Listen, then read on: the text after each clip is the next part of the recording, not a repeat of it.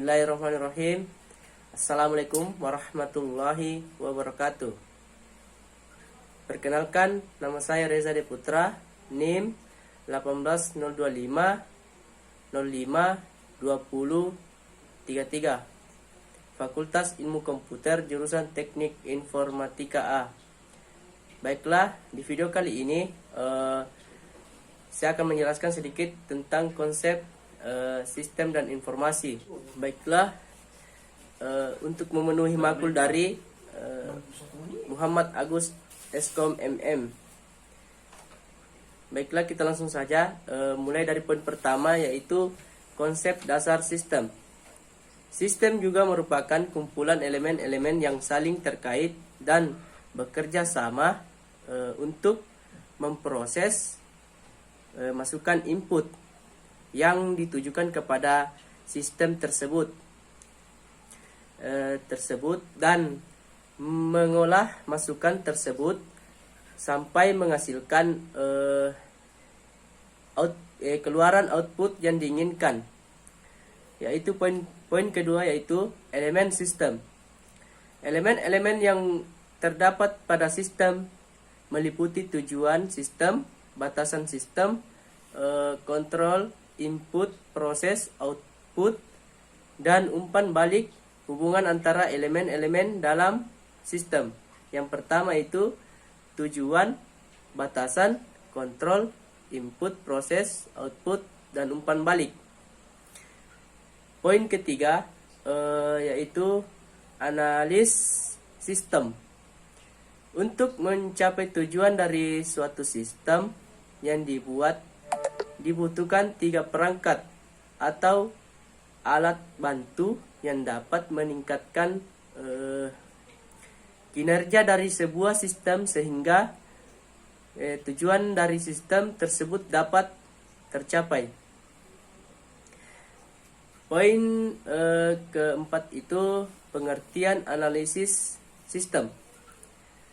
Ada beberapa pengertian tentang analisis sistem, yaitu yang poin pertama, seseorang yang mempunyai kemampuan untuk menganalisa sebuah sistem. Analisa tersebut meliputi mempelajari masalah-masalah yang timbul dan menentukan kebutuhan memakai sistem.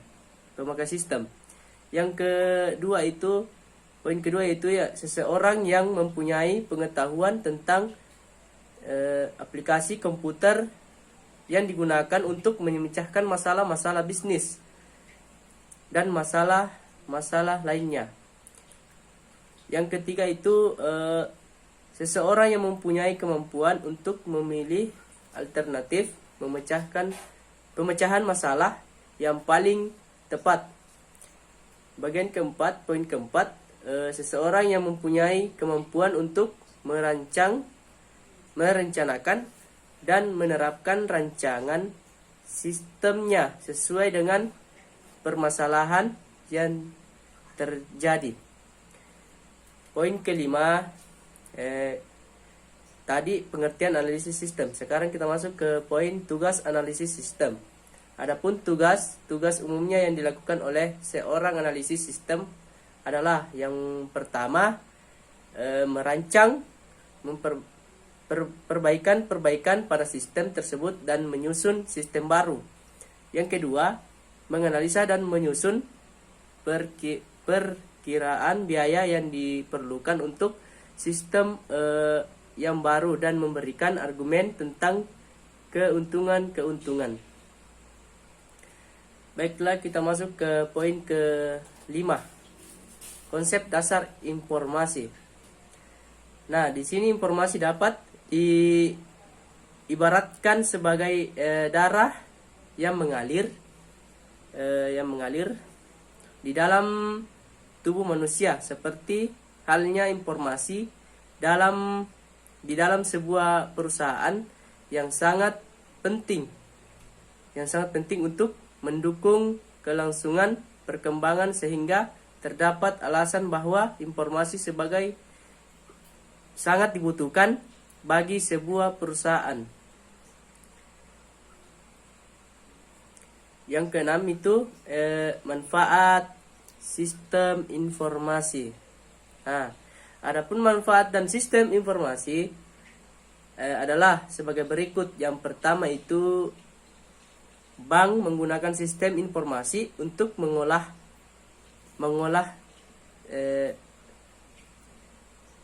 bank menggunakan sistem informasi untuk mengolah cek-cek masalah dan membuat berbagai laporan rekening, koran dan transaksi yang terjadi. Yang kedua itu organisasi menggunakan sistem informasi untuk mengolah transaksi, mengurangi biaya dan menghasilkan pendapatan sebagai salah satu produk atau pelayanan mereka. Yang poin ketujuh itu jenis sistem informasi ditinjau dari aplikasinya dan penggunaan dalam berbagai bidang sistem. Informasi dapat dibagi menjadi sebenarnya ada 4, tapi di sini saya akan menjelaskan 2 saja. Yang pertama itu Decision Support System, DSS. Decision Support System digunakan untuk melayani kebutuhan yang tidak dapat didefinisikan dengan baik dan biasanya terjadi pada saat perancangan. Nah, yang kedua itu Routine Processing System atau disingkat RPS. Nah, Routine Processing System digunakan untuk melayani berbagai kebutuhan yang telah didefinisikan dan terjadwal secara rutin. Oke, mungkin hanya itu yang dapat saya sampaikan. Kurang dan lebihnya mohon dimaafkan karena mungkin hanya itu. Wabillahi taufiq wal hidayah. Assalamualaikum warahmatullahi wabarakatuh.